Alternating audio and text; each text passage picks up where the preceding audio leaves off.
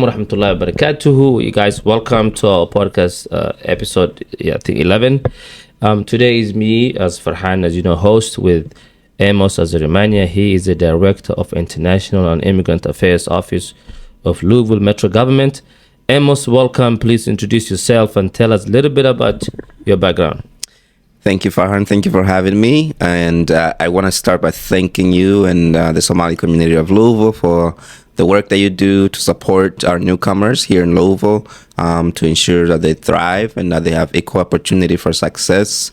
You do a lot of work, many programming, and I've had the distinct pleasure of working with you and your community for a number of years now, and I'm very impressed of all the great work that you're doing.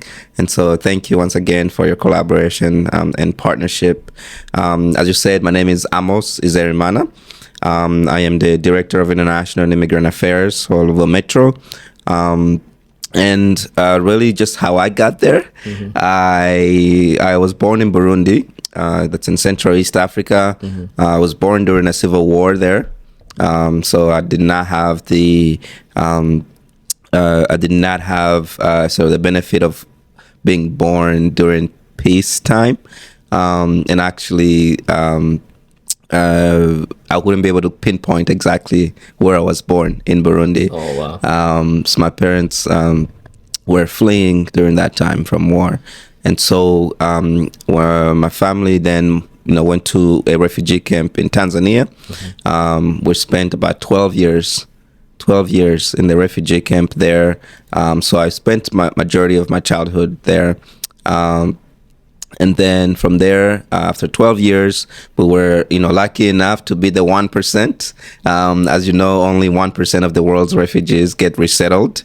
And so we were selected in 2007. Mm-hmm. My family was brought here to Louisville. Came to Louisville in 2007 in May 8th. I remember the day. Wow. It was midnight. And since then, Louisville has been home for me. Went to Newcomer Academy, was part of the very first class of Newcomer.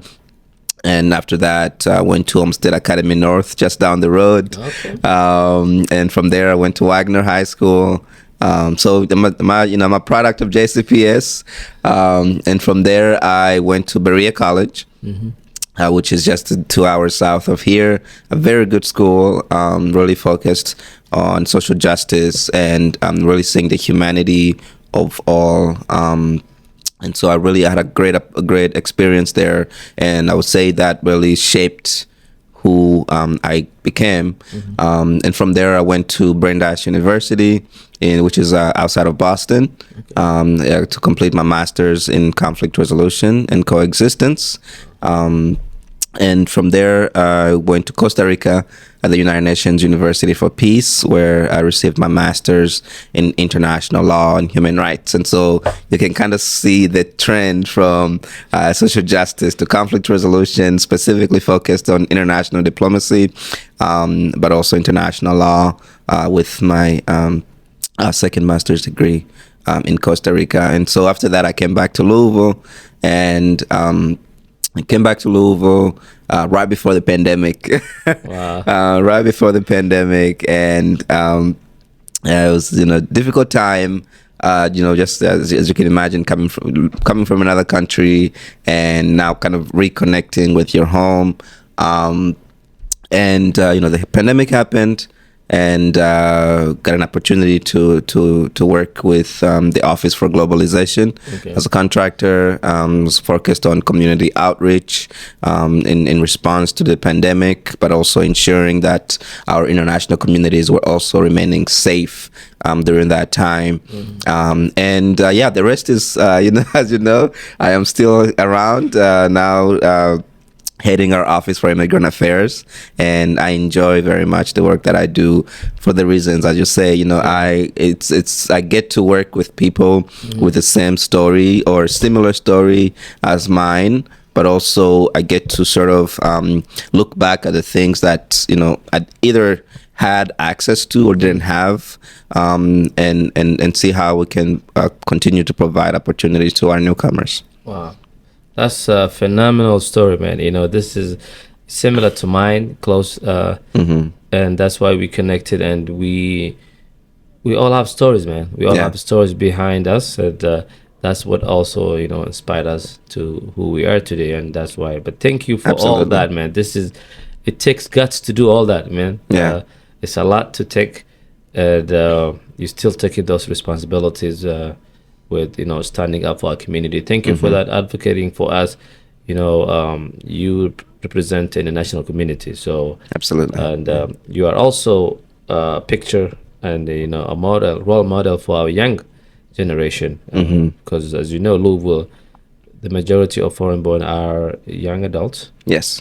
and so we have as a Somalia too. 70% are youth, so we are coming from those kind of backgrounds. Yeah. But thank you, Amos, for that. So you right now, your current job, you are working at the Office of Immigrant Affairs, and this is a big responsibility, Amos, with all of your experiences and your motivation.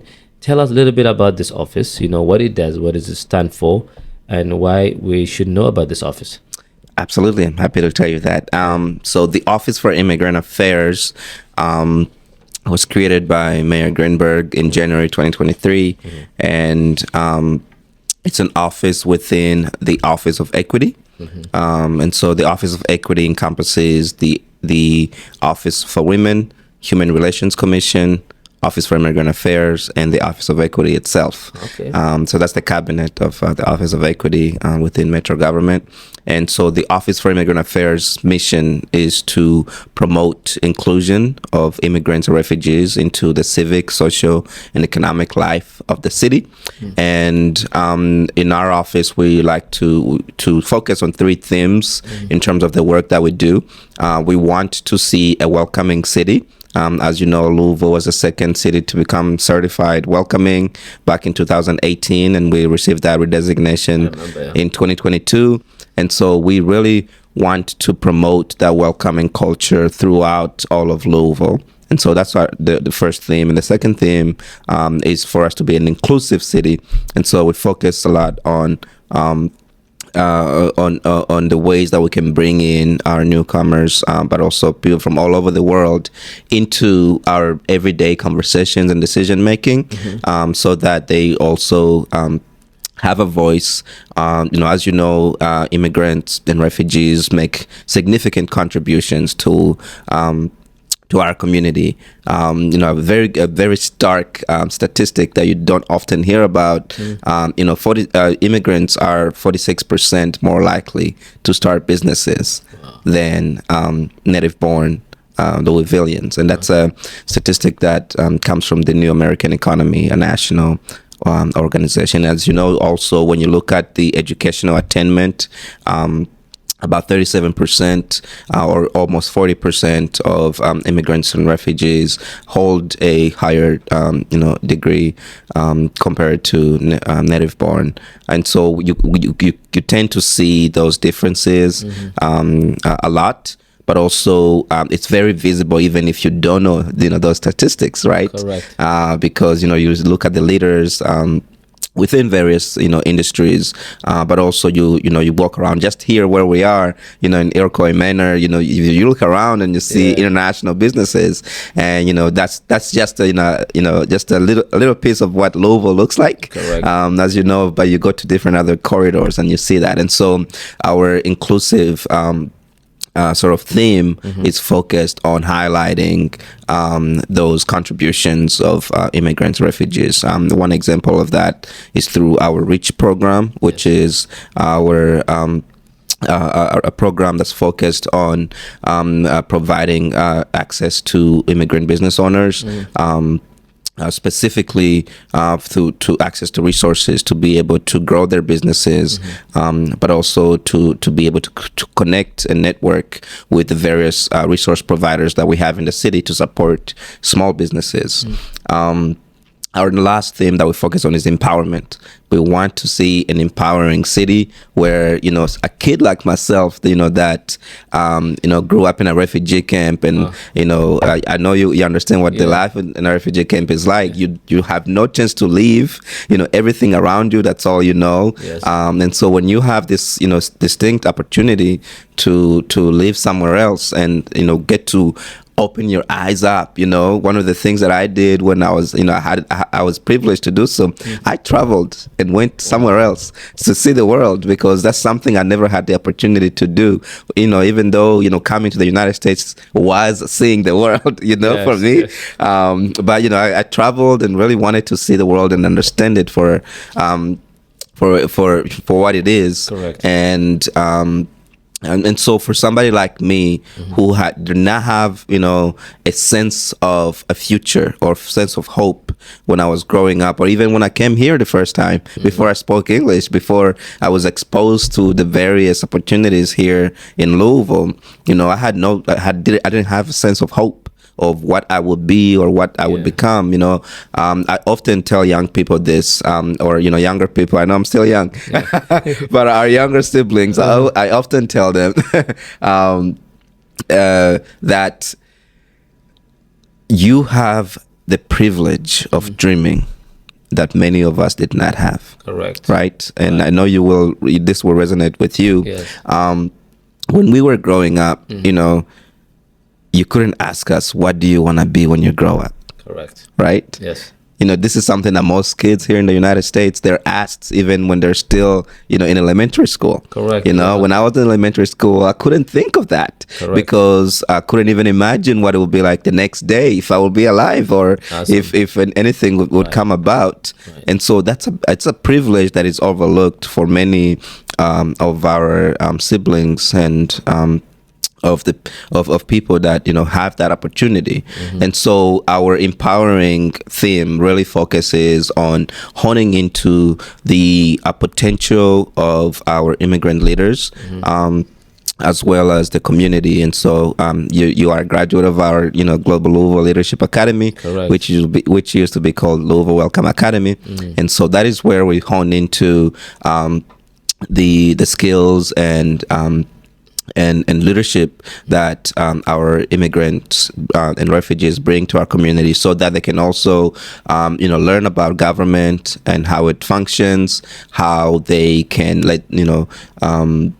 ensure that their voices are heard, that they have the opportunity to go in front of Metro Council and, share, a concern that they have. Correct. Or, just share something that they're doing in their community. But also, not just that, but also, if they have an issue with something in their community, in their neighborhood, they know who to call, within Metro government to assist them.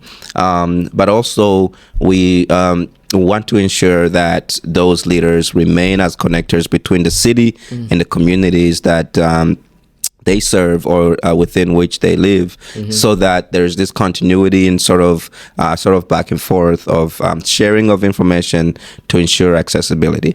So I know that's a long introduction, but that's really our focus at the Office for Immigrant Affairs, to promote inclusion of immigrants and refugees through all of fabrics of life in the city, but really our focus on those three themes of welcoming, inclusive, and empowering community. I mean, I agree with you all said, because I experience it every sector you mentioned, like the Global Leadership Academy. I've been through. I was the first cohort, and one thing I always say about that project was learning to meet the executives of the main agencies in the city, like parks, metro parks, like police department, like business, office of human relationship, all these things. They'll come in front of you and you talk to them, you get to know them, you give them your business card, you build the relationship. Absolutely. So you can take that resource back to your community. And it's really good project that I always encourage all the youngsters who want to be the champion of the community or want to produce some programs to help the community. They should go through that program. Absolutely. Because it gives you understanding of how even the city works itself, because we think it is something we're not included, but it is we include, as you say, it's inclusive. Yeah. But you also have to build relationships with everyone that you think you may need it one time in your lifetime. Yeah, and I will mention that our applications for that program are open right now until January 8th. So any any leader in the community or anybody really that works with the international community is welcome to apply. It's a 6-month program, starts in February and ends in July, and you meet once a month for a full day and learn about the various areas of government that are essential to our community. Yes. I mean, this is amazing. So apply, and you can go to their website. Yeah, what website you can go? You can go to Office of Immigrant Affairs. Yes. That website, you can apply through there. Or if you want the link, you can contact me as well. I'll send you the link and the application. But Amos, so this is amazing. But can you talk about a little more of what motivated you to take this lead of this office? You are leading this office for success. I see a lot of success you did. We thank you for that. We appreciate it all the time. I always talk about you and say this is what Amos did. Talk about a few things that inspired you that to continue this work. Yeah. Thank you. Thank you for that question, because often I get asked, how did I get here? Yes. And that's a difficult question for me to answer, because at sort of at the heart of things, I am an immigrant. Correct. And I was a refugee. And so I know what it's like to be in a place in limbo. I was stateless for 12 years, where I had no connection to a country legally, right? Wow. And so I know what that's like. And I mentioned that, my studies, my academic experience was around conflict resolution and international law. And my inspiration for pursuing those specific areas of study was to better understand my experience, right? It was very personal, to really trying to understand, why is it that, we have all this conflict. Correct. that, causes all of us to lose a sense of self and identity to a country. And what does it mean to have an identity towards a country, right? Yes. But also part of that is the consequences and the challenges that come with having to be a refugee, or having to deal with a war-torn country, or to live in a war-torn country, but also being resettled in a community that you don't understand, and are now facing all these challenges. So the one thing, a couple of things really inspired me to pursue this work over time. When I first came here, as you probably will also understand, I was forced to interpret for my entire family, right? As a 12, 13-year-old. It's not because, I didn't want to do it, but it was not a responsibility that I should have held at such a young age, right? Where I was the first person to speak English in my family. I'm one of 12 kids, and so we're a family of 14. Wow. And I was the first one to speak English fluently of my elder siblings. And so, I held the responsibility of interpreting whenever we had a visitor, or we had to go to the hospital, or, we had, to go to a government agency. Wow. Right? And that, in a way, forced me to grow up quicker, because, now I was put in this position where I felt I needed to know this information. Okay. I needed to know this information to ensure my family, has access and has a way to move forward. So that really, for me, because I know a lot of younger people go through that today. Yes, till today. Until today, that really inspired me, because again, with empowering more leaders to support communities, to help be a connector between the city and the communities. Right. It relieves that sort of sense of responsibility to the younger people who are now having to take on responsibilities that are, normally, supposed to, yeah. held by older people. Right. Yeah. But the other thing too, the one thing that that really continues to motivate me every day is also the younger people that are growing up now, especially those that are coming from refugee camps. They haven't had the experience that I had, right? Yes. I lived in a place where I was living in 2-3 different cultures at the same time. Wow. Right, which Yeah. you will understand as well. You're living one culture at home, Right. you're living one culture in school, you're living another culture, I don't know, at church balance, or yeah. where you work, wherever you are, and it's a difficult balance that you're having to keep up with on a daily basis. But the one thing that you and I had that younger people today don't have is that we had the privilege of living in our neighboring countries. I know you lived in Kenya, I lived in Tanzania, and that's not where we were originally born, but we still had that experience, right? And so we have a different mindset towards the world that our younger people who are born here or who are coming at a young age have not had the opportunity to see.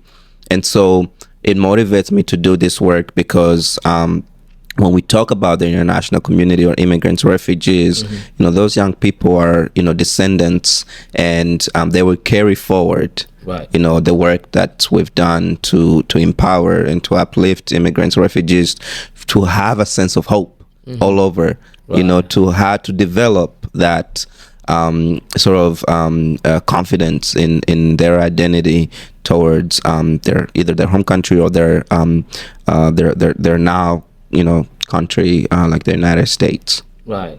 I mean, that's exactly. I agree with you 1,000%, because I experienced the same thing. You need to build that sense of who you are with cultures you dealing with. We're taking a lot, to be honest, and it's a discipline you build from time Exactly. period, and that's why I tell young ones, everything takes it's a discipline. Absolutely. You will get there. But also, I know you also help us to get the ordinance of language access. This is one thing I'm always proud of what you did in your office is you have that language access. It's a big deal. As you said earlier when you came in, it's a big deal. And now you have someone who is really, I'm proud of that, is taking that position, Monica Lakwani. Yes. So that's one thing, your success, you did it. So can you talk a little bit about that language access ordinance? Yeah. Yes, thank you. So I mentioned that our work with the international community during the pandemic, and you were one of our community ambassadors, and you had several other community ambassadors from the Somali community, and our focus there was to ensure that the resources and information that was coming from government was reaching the community through our ambassadors, right, and that really required sort of a linguistic and cultural approach, where if you hear from somebody that you're more likely to trust them as a source. Correct. Than some information that you're receiving on the TV or online, and so one of the things that we noticed during that time was that many of this of the providers that were working with the international community did not have specific training on how to work with newcomers, or culturally appropriate service delivery or linguistically inclusive services, and so it was an imperative. It was an imperative for us to be able to have an infrastructure by which our services are accessible to those who are still learning English or who don't speak English yet. And so last year in June 2022, Metro Council passed a language access ordinance, and Mayor at the time, Mayor Fisher, signed that ordinance and it became law. And just I really want to I would thank all of our community partners that provided their testimonies and experiences around why it's important to have language access. And so language access is providing accessibility to all, especially limited English speaking or limited English proficient individuals to be able to access services like anybody else. And so that really means providing interpretation, translations. And I will also mention that includes those who are deaf or hard of hearing who use sign language. So that's also included in the definition of limited English proficient individuals. And so, and as you know, we also have international folks who are hard of hearing or deaf, and so and many of them don't know American Sign Language. And so how do you ensure that they also receive the same number of services? And so that's why I mentioned that it's a huge undertaking that we're taking on the office to ensure language accessibility. And really, the one thing I would emphasize on is that it's not an accommodation. It's not an accommodation we're making just so a specific group has access more than anybody else. It's leveling the playing field so that everybody has the same access. And so language access, we're, in our office, we like to talk about language access as the beginning, the first step. Language justice is our goal.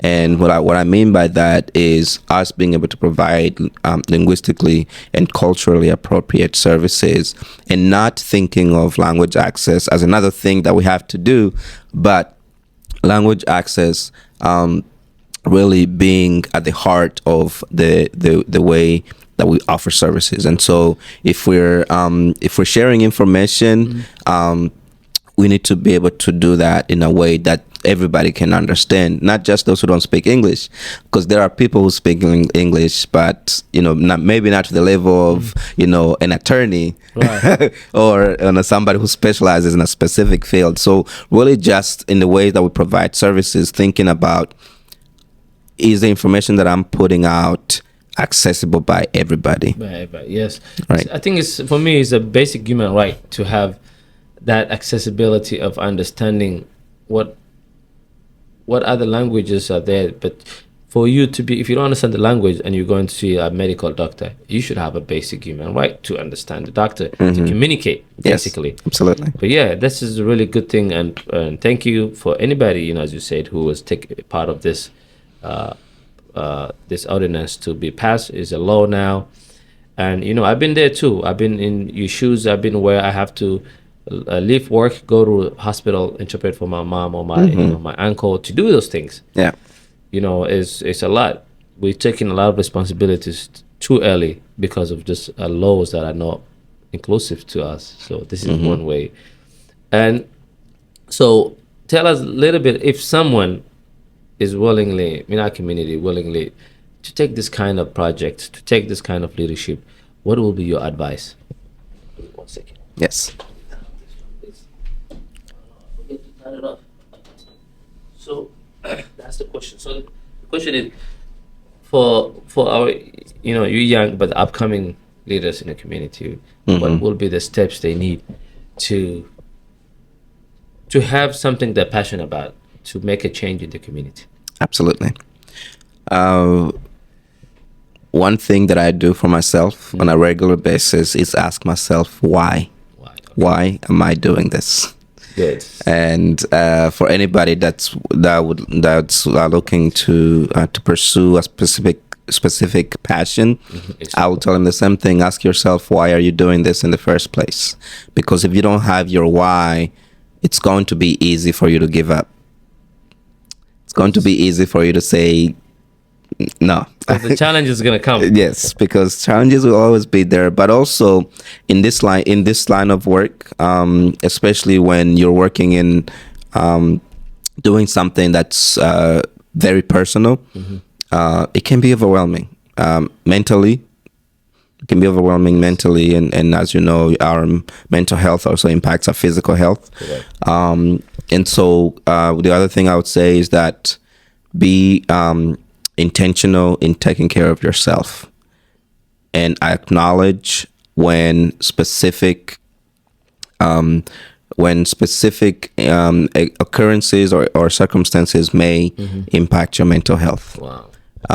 Because I would just share one thing. Recently came from New York at a conference hosted by the mayor's office of immigrant affairs there, and as you know, they're experiencing an influx of asylum seekers Yes. up there, and so we went to visit some of those centers where they're assisting new asylum seekers, and it touched me personally, just seeing the conditions in which people were, and really just how much desperate, how desperate people were to just have an opportunity at life. And it touched me because I know what it's like. I've been there. I mentioned, having to interpret for my family. My parents who had no idea what was going on. Yeah. How they were going to take care of these 12 kids, that they just brought to America, to the United States, and me having to hold that responsibility of ensuring that the entire family is good, the entire family is safe. And so, so really being able to acknowledge when specific instances and circumstances will impact you personally. So ask yourself, what's your why? Okay. And be intentional about taking care of yourself. Absolutely. I mean, I agree with you. That's why what I do is I have a why, and the why makes it a lot of things. It will answer a lot of questions for you. But also, as you said, take care of yourself. Your mental, because if you're not, if you empty on your brain, you can't you can't fill somebody else's cup if yours is empty. Exactly. So you gotta always fill Yeah. your mental. Make sure you're doing okay, and do what it takes for you to have your mental in a good position. But Amos, so in Louisville, what do you see? What is the future? What are you thinking in this city we're going forward when it comes to international immigrant community? What is your vision? What are the things you think will gonna happen in the future? And are we heading on the right way? I know it's a broad question, but just on your own terms. Yeah. No, thank you. I'm glad you asked that question because you and I came here early 2000s, mid 2000s, Same thing. And at the time our international community was not as large as it is now, right? Yes. When I used to walk here when I was younger in this shopping center, you'll see somebody who's not from here, or often you see some food from other countries. Right. But it wasn't like it is today. I often tell people in Louisville, Louisville is the place where you can be walking anywhere, for 1 minute, and within that minute you'll hear 5 different languages spoken. Wow. Right? Yes. We are a truly global city. And that's increasingly growing. That's growing very quickly. You may know that within the last 10 years, our foreign-born population grew by 50%. Wow. That's a huge increase in our foreign-born population. And as you see now, we are receiving a number of Cubans in large numbers.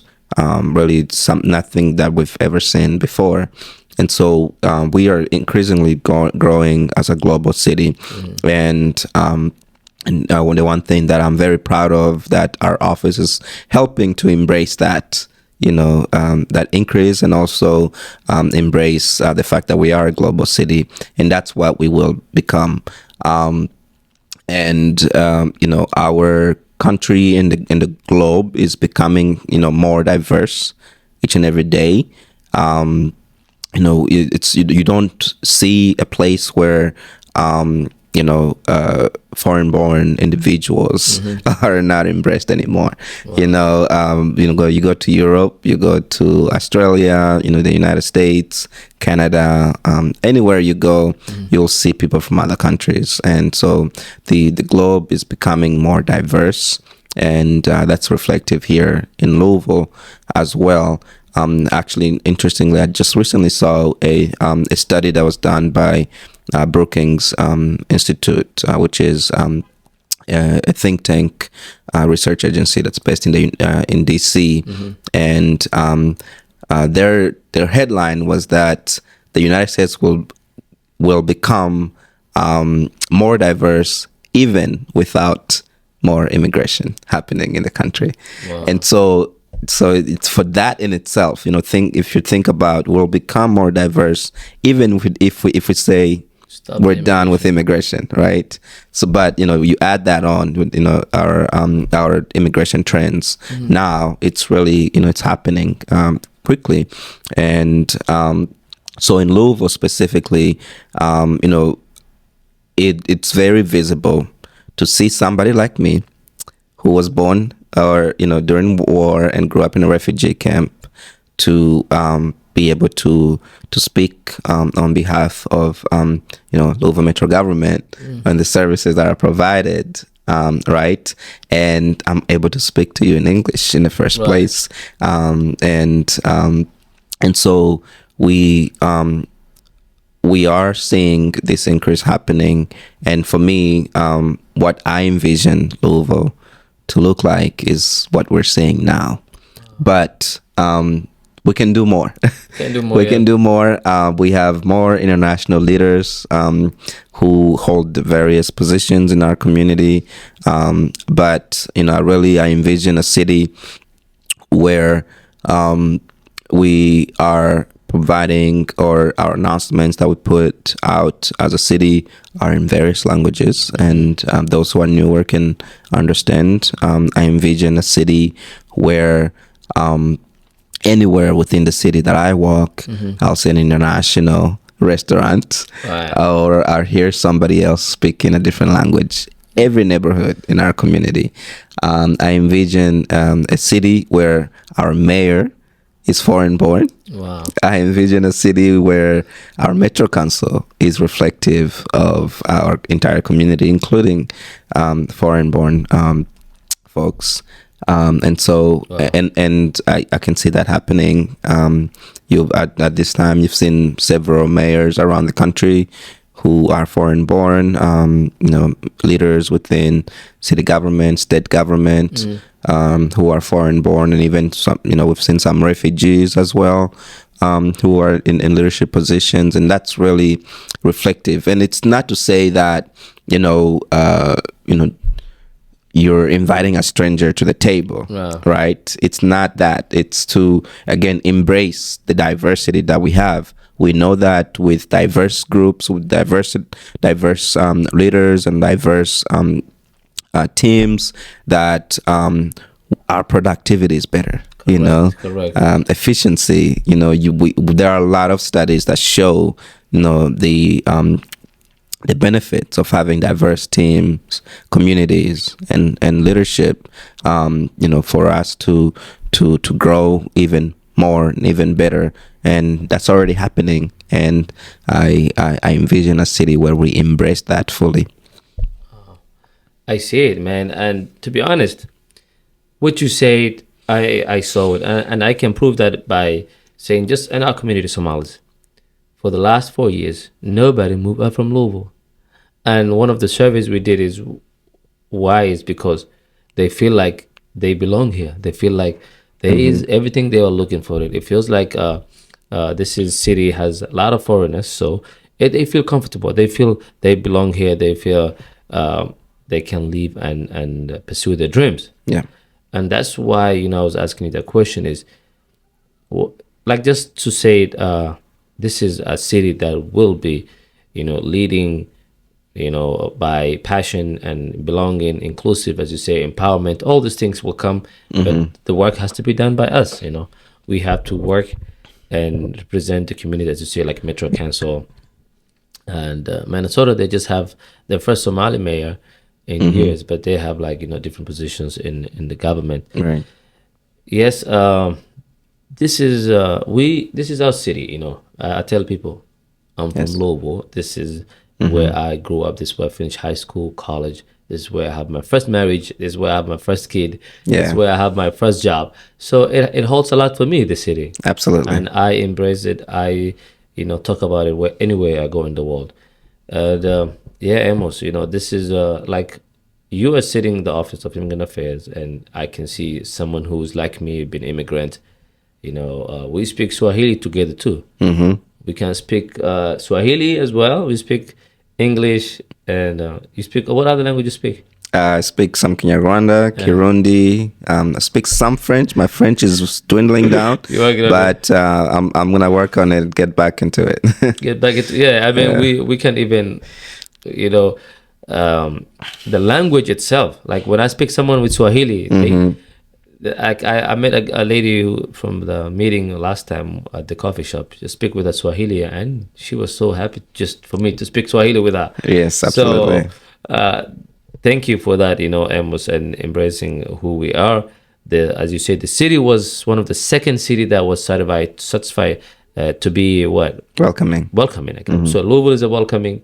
The previous mayor used to say, bring your family here. We're still bringing more families. And we also producing more families too as well, right? Absolutely. Yeah. What is the last takeaway, Amos, you want to do our listeners to take away from you? It can be anything. It could be advice you can give. It could be anything coming out from your office. What is your last takeaway? Yes, thank you so much, Farhan. I will close it again to thank you for the work that you're doing to highlight the various accomplishments of immigrants and refugees in our community, but also the work that's being done here at the Somali Community Center. I wish that more people within Louisville will get to see what you're doing and how you're impacting the community. And so I would close it in thanking you for your partnership and collaboration. The Office for Immigrant Affairs is here not to be so the all end all be all. We are very appreciative and value partnerships with the community. Correct. So we really want to get to know all of the communities that we have represented here, and we want to work with you to ensure that all newcomers, immigrants, and refugees have access to the same resources that's available, whether you want to start a business, whether you're looking to continue your education, or just need it's just a helping hand to be able to get by. And so I invite everybody, if you have an organization or community association, to reach out to our office. Let's get to know you and engage with some of the programming that we have. I invite you to come to World Fest and represent your country, represent your culture and tradition, and during Memorial Day in September, and really just reach out if there's anything that we can do for you, and we can help you navigate. Again, apply to join our Global Louisville Leadership Academy. Applications close on January 8th. Really, other than that, follow us on Facebook, Louisville Metro Office for Immigrant Affairs, and also subscribe to our newsletter, which is also on our website. If you look up Louisville Metro Office for Immigrant Affairs, you'll see a sign up link where you can sign up to receive our newsletter that goes out every 2 weeks. Wow. Thank you so much for having me. You're welcome. Yes, and all he said, I'll put the links on this video on description. You'll see all the links that Amos has mentioned. Please also subscribe to our channel and listen, share with others. And this is a platform to invite most of our immigrant leaders and new Americans and people in our community to come in, speak about what they're doing, share, and let's connect. Let's connect. Thank you, Amos. Absolutely. Thank you for what you're doing. We are here for you. We know the office itself cannot do all these things. We need to support. We need to be there. We need to be also a voice But yeah, thank you. Well, this is not the last or the first one. We'll have more episode coming in. Absolutely. So stay tuned, guys. Thank you. We'll see you next time. All right. Thank you.